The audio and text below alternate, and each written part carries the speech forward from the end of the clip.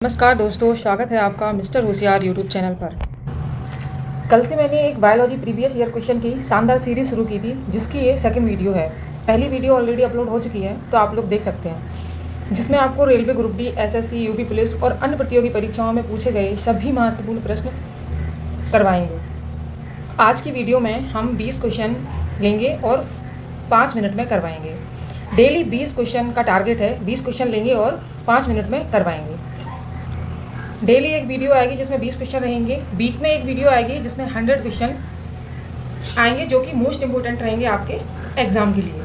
तो आइए शुरू करते हैं। क्वेश्चन नंबर 1, डीएनए का प्रतिकृति किस चरण में होता है? डीएनए का प्रतिकृति किस चरण में होता है, बताइए। कौन सा ऑप्शन सही है? ऑप्शन नंबर बी सही है, S phase. Option number B सही है।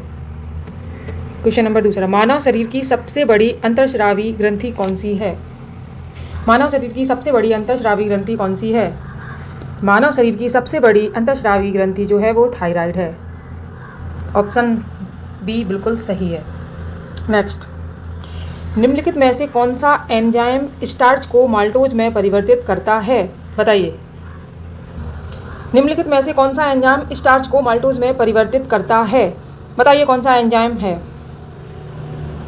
ऑप्शन सी बिल्कुल सही है, एमाइलेज।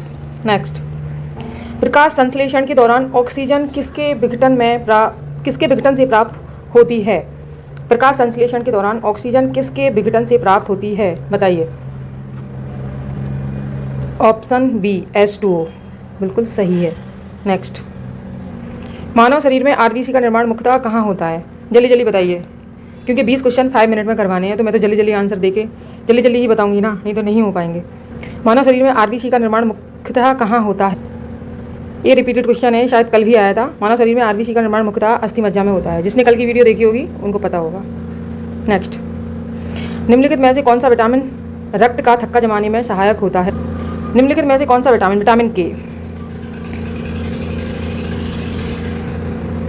माइटोकॉन्ड्रिया में एटीपी का निर्माण किस प्रक्रिया द्वारा होता है, बताइए। माइटोकॉन्ड्रिया में एटीपी का निर्माण किस प्रक्रिया द्वारा होता है, बताइए। किसको पता है माइटोकॉन्ड्रिया में एटीपी का निर्माण किस प्रक्रिया द्वारा होता है?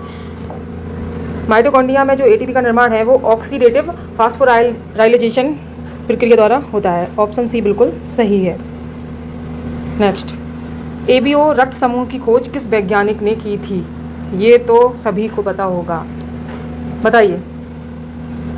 एबीओ रक्त समूह की खोज किस वैज्ञानिक ने की थी? ऑप्शन बी बिल्कुल सही है, कार्ल। ऑप्शन बी बिल्कुल सही है, कार्ल लैंडस्टाइनर बिल्कुल सही है। नेक्स्ट, मनुष्य में गुणसूत्रों की कुल संख्या कितनी होती है? ये तो बताइए आप लोग, 46। नेक्स्ट, कोशिका का पावर हाउस किसे कहा जाता है? जल्दी बताइए। Option C mitochondria. हरित लवक में क्लोरोफिल मुख्यतः किस भाग में पाया जाता है, बताइए। किस भाग में पाया जाता है? Option B grana.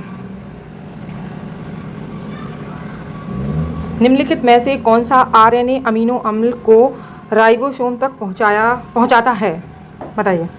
निम्नलिखित में से कौन सा आरएनए अमीनो अम्ल को राइबोसोम तक पहुंचाता है, बताइए जल्दी। ऑप्शन सी ट्राना, ट्रांसफर आरएनए। ओके। नेक्स्ट, मानव शरीर की सबसे लंबी हड्डी कौन सी होती है? मानव शरीर की सबसे लंबी हड्डी कौन सी होती है? कीजिए, कमेंट कीजिए जल्दी। मानव शरीर की सबसे बड़ी हड्डी जो है वो फीमर होती है, जो कि जांघ की हड्डी होती है। ऑप्शन सी बिल्कुल सही है। फीमर जो है वो जांघ की हड्डी होती है, जो कि सबसे बड़ी होती है। नेक्स्ट, इंसुलिन का स्राव किस कोशिका द्वारा किया जाता है? इंसुलिन का स्राव किस कोशिका द्वारा किया जाता है,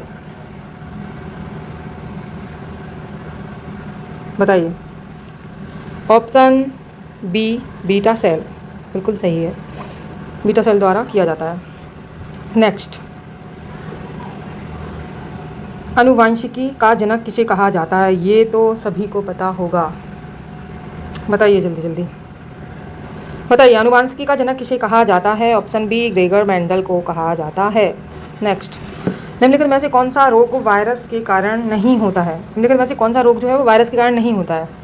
बताइए कौन सा रोग है जो वायरस के कारण नहीं होता है? बताइए निम्नलिखित में से कौन सा रोग वायरस के कारण नहीं फैलता है? Dengue, rabies, tuberculosis, AIDS. तो ऑप्शन सी बिल्कुल सही है, ट्यूबरक्लोसिस। ये होता है क्षय रोग। ठीक है, नेक्स्ट। मानव हृदय में कुल कितने कक्ष होते हैं? बताइए मानव हृदय में कुल कितने कक्ष होते हैं? मानव हृदय में कुल 4 कक्ष होते हैं। ऑप्शन सी बिल्कुल सही है। नेक्स्ट, लाइसोसोम को किस नाम से जाना जाता है? लाइसोसोम को किस नाम से जाना जाता है? बताइए। लाइसोसोम को सुसाइड बैग के नाम से भी जाना जाता है। ऑप्शन ए बिल्कुल सही है।